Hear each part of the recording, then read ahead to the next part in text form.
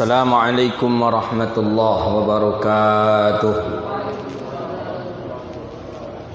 Alhamdulillahilladzi anzala as-sakinata fi qulubil mu'minin. Asyhadu an la ilaha illallah wahdahu la syarika lah wa asyhadu anna sayyidana wa nabiyyana Muhammadan abduhu wa rasuluhu sayyidil amin wa ala alihi wa ashabihi wa man tabi'ahum bi ihsanin ila yaumiddin. Subhanaka la ilma lana illa ma 'allamtana innaka antal alimul hakim. Rabbi yassir wa la tu'assir ya rabbi tammim bi khair. Allahumma salli ala sayyidina Muhammadin al-Fatih lima ughliqa wal khatim lima sabaqa nasiril haqqi bil haqqi wal hadi ila siratikal mustaqim sallallahu alaihi wa ala alihi wa sahbihi haqqa qadrihi wa miqdarihil azim. Puja dan puji syukur kepada Allah. Alhamdulillah, di waktu yang mulia ini Allah izinkan kita bisa duduk di rumah Allah melaksanakan salat fardu maghrib secara berjamaah. Kita bermohon kepada Allah yang kita lakukan hari ini hendaknya diistiqamahkan oleh Allah Subhanahu wa taala dan menjadi amalan saleh dalam kehidupan kita hendaknya. Amin ya rabbal alamin. Salawat dan salam kepada Nabi yang agung, Nabi yang mulia, Rasulullah Muhammad sallallahu alaihi wasallam. Allahumma salli wa sallim ala sayyidina wa nabiyyina Muhammadin wa ala alihi wa sahbihi ajma'in. Salawatu rabbi wa salamuhu alaika ya sayyidi ya Rasulullah. Bapak Ibu hadirin yang dirahmati Allah Subhanahu wa taala. Kajian kita pada hari ini lanjutan daripada kajian kita kitab Ghayatul Bayan Syarah Zubat Ibn Ruslan. Wa dafnuhu li qiblatin qad aujabu wa sunna fi lahdin bi ardi taslubu. Dufnuhu, dufna dikuburkan jenazah ini li qiblatin qad aujabu, menghadap kiblat itu diwajibkan. Jadi jenazah tadi menghadap kiblat itu diwajibkan walaupun dia pakai peti. Jadi kalau pakai peti tak bisalah ustaz, jenazah tu dihadapkan ke arah kiblat. Makanya dalam kajian kita, jenazah yang dimasukkan ke dalam peti tak boleh dia ditelentangkan. Itu dalam kajian kita itu. Maka termasuk jenazah-jenazah Covid. Jenazah Covid itu tak boleh dia ditelentangkan macam ni saja dalam peti. Itu kalau jenazah tu jenazahnya orang-orang Nasrani non-Muslim, tak apa-apalah dia ditelentangkan dalam peti, tangannya pun macam ni. Tapi kalau Muslim tetap seolah-olah dia di dalam lahat ketika berada di dalam peti. Macam mana pula caranya ustaz? Apa caranya lah? Tak dibuatkan pula penyanggahnya di tengah-tengah tu macam mana? Tetap dianjurkan dia tidak tidak telentang ketika berada di dalam peti. Dianjurkan dia untuk tetap menghadap kiblat ketika dia di dalam peti. Itu dia. Di sini disebutkan ini li qiblatin qad aujabu. Jadi orang-orang yang dikuburkan itu menghadap kiblat. Qad aujabu, sungguh telah mewajibkan atau sungguh telah diwajibkan mereka. Wa yakunu biqabri wa qalu hafrah tamna'u raihah. Jadi sekurang berapa ukuran kubur itu tidak mesti harus dalam. Tapi kenapa orang-orang kita membuat dalam? Tamna'u raihah, agar tidak mengeluarkan baunan yang busuk. Tak ngusuk. Di kita kubur-kuburan di daerah kita, di kampung-kampung kita, alhamdulillah tak ada bau busuk keluar. Tapi cobalah datang kita ke pemakaman, ke kuburan yang ada di Makkah, Madinah, ke daerah Arab lah. Pergi kita ke daerah Arab, datang masuk ke kuburan daerah Arab. Itu terasa betul itu baun bangkainya. Kenapa bisa dia baun bangkai? Karena dia jenazah tidak ditimbunnya. Kalau di kita jenazah ditimbun, dimasukkan jenazah ke liang lahat, ditutup dengan memakai papan, kemudian ditimbun sehingga tidak mengeluarkan baunan yang sedap. Kalau di Arab enggak. Di Arab dibuat berbilik-bilik, berkamar-kamar. Jadi contohnya lah, seperti contohnya masjid kita ni lah umpamanya. Jadi masjid ni digalilah lubang, digalilah hafrah lubang seluas masjid kita ni. Digali lubang seluas masjid kita ni. Lubang digali luas seperti ini, ada coupling petak-petak. Jadi ada berapa ini? Dibuatlah mungkin 1, 2. 2 ni dibuat petak-petak. Petaknya 2 meter, 2 meter, 2 meter dinding, 2 meter dinding, 2 meter dinding, 2 meter dinding. Jadi jenazah tadi satu ruangan satu jenazah. Satu ruangan satu jenazah. Ditimbun? Tak ditimbun. Jadi atasnya ada atap, cuman dicor. Jadi jenazah tu ke dalam tu memang dimasukkan ke dalam ruangan. Jadi jenazah tak ditimbun Ustaz, enggak. Tapi jenazah tetap berjumpa pipinya dengan tanah karena lantainya tanah. Tapi jenazah ini bisa diganti, kan bisa ditengok, disilau. Lah tulang lah habis, lah ganti dengan jenazah yang baru. Begitu dia. Kalau di Indonesia enggak. Di Indonesia tahunya kita kosong lubang tadi tu kalau sudah kita gali. Begitu dia. Kira-kira mana yang lebih hemat, kita atau orang Arab?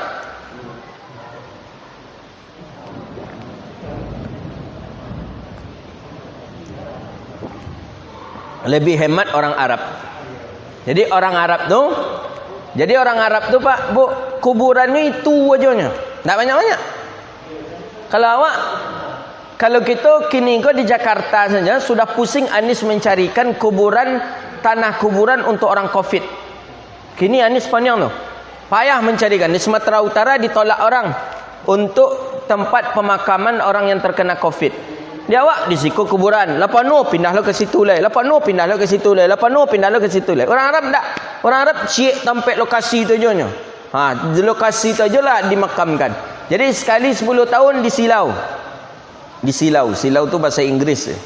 Bahasa Indonesianya dilihat. Disilau lah dia kan, ditengok dia Ustaz. Jenazah tadi lah habis 10 tahun kan, kadang memang habis hancur jenazah ni. Dah ditimbun dengan tanah yang baru sedikit, ada lagi orang yang mati, diisi pula itu lagi. Jadi lama-lama itu aja kuburannya tak ada bertambah. Itu hematnya orang-orang Arab. Di kita enggak, di kita lebih penuh situ dekat Goba tu pindah lo ke situ lah. Habis itu pindah lo ke situ lah. Jadi habis saja tanah nanti untuk pekuburan. Jadi wadufnuhu. Jadi kajian kita ni ukuran daripada lahat, ukuran daripada kuburan maksudnya hufrah ni lubang. Tamna'u raihah, yang terlarang baun-baunan. Wasubba' hewan binatang buas. Jadi tidak tercium oleh kita baunan busuk, tidak mudah dimakan oleh binatang buas, dan tidak pula bisa kita melihatnya, maka itu cukup untuk dijadikan kubur. Makanya orang kita kenapa agak dalam sedikit dibuat kubur, agar binatang buas payah menggalinya. Tapi kalau dibuat 0,5 meter kuburan tergali tu. Tergali. Maaf oleh babi atau anjing saja tu tergali tu kalau 1 meter. Makanya orang-orang kita jauh ke dalam dibuat, sampai 1,5 meter dibuat ke dalam. Sampai setinggi kita pun hilang dia. Tadi tujuannya agar tidak bisa subak binatang buas mengambil jenazah, agar tidak bisa mengeluarkan baunan yang busuk, dan keluarga pun payah menggalinya. Kalau 1 meternya keluarga tiba rindunya gali dia. Dia nengok abak dan balik kata dia. Nengok ayah dia dan balik, digali dia balik. Inilah. Jadi apa hikmah dari kubur? Hikmah dari kubur 3 kata ulama. Pertama, tidak mengeluarkan baunan yang busuk. Kedua, tidak dimakan oleh binatang buas. Ketiga, tidak bisa dilihat oleh keluarga. Maka ketiga-tiganya ini terwakili oleh api. Terwakili oleh api. Makanya orang liberal mengatakan jenazah itu tak usah dikuburkan, kata orang Ramdar. Orang liberal mengatakan itu. Kalau jenazah dikuburkan habis tanah. Tanah mahal, kata orang liberal. Jadi nanti macam mana? Di mana kita nak membuat madrasah sekolah? Di mana kita nanti nak membuat masjid lagi? Di mana kita nanti nak membuat rumah? Di mana kita nanti nak membuat sekolah? Maka oleh kerana itu tanah mahal. Jadi bagaimana kalau ada yang mati dibakar saja, kata orang liberal. Karena membakar jenazah pun terwakili oleh ketiga-tiganya. Kalau jenazahlah dibakar, baun tidak akan ada lagi. Kalau jenazah sudah dibakar, binatang buas tak akan bisa memakan. Kalau jenazah sudah dibakar, keluarga pun tak bisa melihatnya. Maka menurut orang liberal, jenazah mati boleh dibakar. Menurut kita bagaimana? Haram, tak boleh. Tak boleh. Walaqad karamna bani Adam. Allah memujiakan makhluk Adam. Sedangkan orang kafir lewat saja Nabi berdiri. Ditanya sahabat, ya Rasulullah liman taqum? Kenapa berdiri ya Rasulullah? Fa innahum kufar. Sesungguhnya si dia yang meninggal itu kafir. Kenapa ya Rasulullah? Aku berdiri ini karena menghormati para malaikat, kata baginda Nabi dalam syarah dalam kitab Bulughul Maram. Maka oleh karena itu membakar mayat tak boleh, membakar jenazah tak dibolehkan. Hadis ini beda antara agama kita dengan agama Hindu. Mereka bakar, mereka buat sajian-sajian dan mereka bakar itu. Oh, ya Allah, taklah, tak boleh. Kita tak dibolehkan. Kita memuliakan makhluk Allah, di antaranya adalah manusia, karena manusia ini adalah makhluk yang paling mulia. Tak ada orang yang paling mulia di bumi Allah kecuali daripada manusia. Indahul aqlai, dia memiliki akal, wa indahun nafs, dan dia pun memiliki an-nafsu. Itu dia. Wa yajibu wada'ahu fihi liqiblatin biwajhihi kama fa'ala bi Rasulillah sallallahu alaihi wasallam. Jadi kita mesti menghadapkan ke hadapan kiblat, mesti menghadapkan ke hadapan kiblat wa wajhu biwajhin, dengan wajahnya. Jadi kalau wajah ke atas berarti bukan ke kiblat. Jadi mesti dierengkan dia, kemudian wajahnya menghadap ke arah kiblat.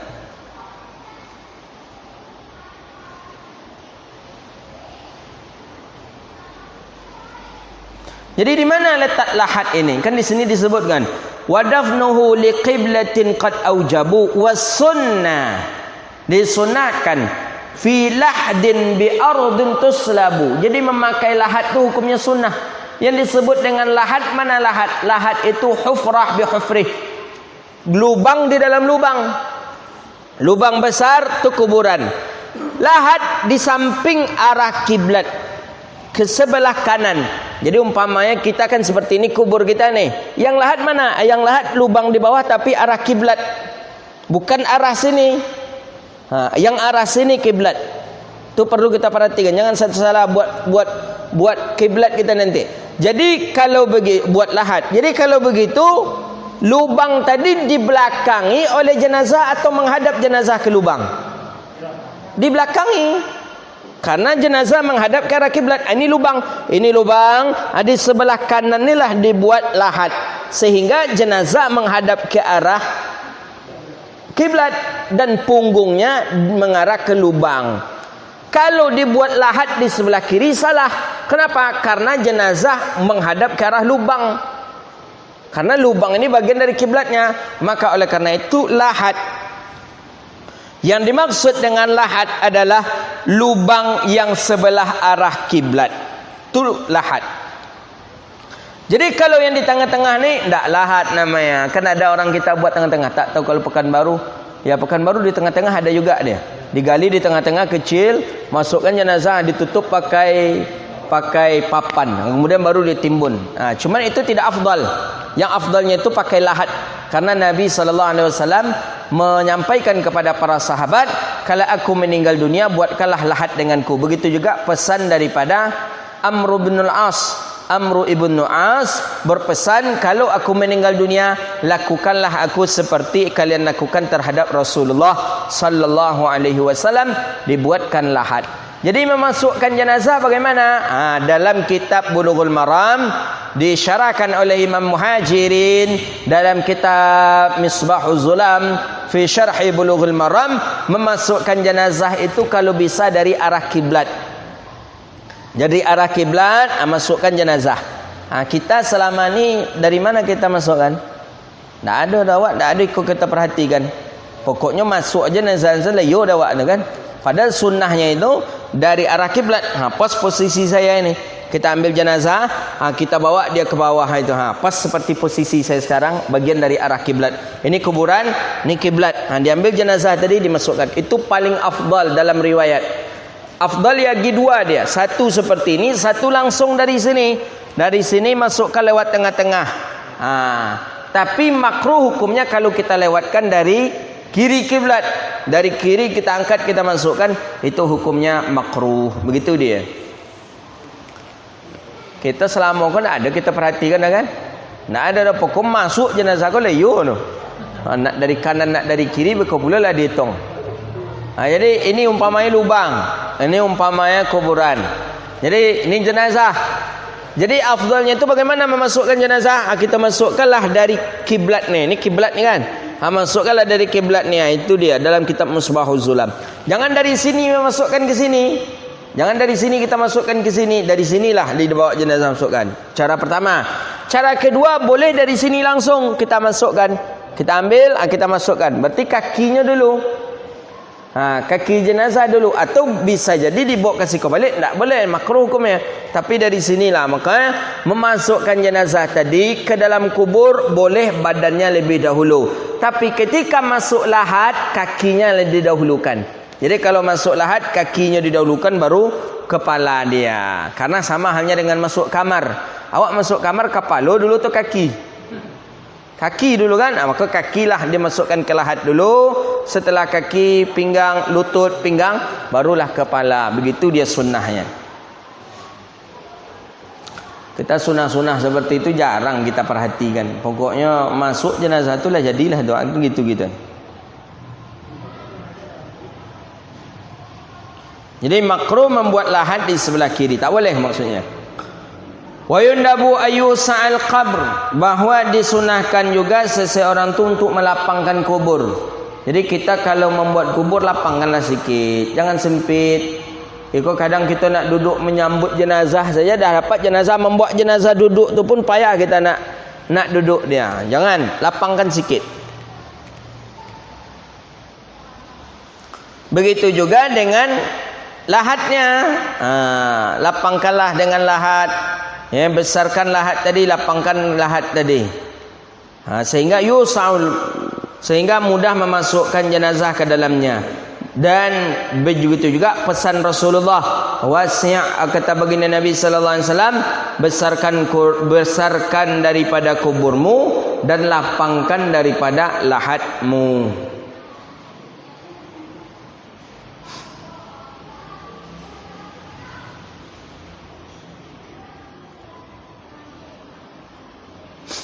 Jadi ada yang mengatakan ukurannya itu, dalamnya, tingginya itu sekira-kira kalau berdiri dia angkat tangannya. Berdiri dia dalam kubur tadi seorang laki-laki, kemudian dia angkat tangan. Angkat tangan tadi hilang sampai ke bagian daripada siku. Itu berarti kubur itu sudah dalam. Tidaklah perlu hilang tangan kita semuanya. Dia ada pula orang sampai hilang pula tangannya saja. Itu terlampau dalam amek tu. Terlampau dalam tu kuburan. Kalau sampai hilang tangan kita semua ya, itu terlampau dalam kuburan. Jadi bagusnya itu cukup hilang saja bagian daripada siku kita, itu cukuplah itu. Tinggi kita manusia ni berapa tinggi? 1,5 dah. Ya, tengok orangnya start ada je orang dan 2 meter ya, tapi jarang. Kita ambil patokan 1,6 saja. 1,60 meter. Tambah ada 30 dari kepala. Enggak, pendek sikit saja tambahan dari kepala kita ini. Hilang daripada siku kita, itu dianggap kubur tadi sudah dalam.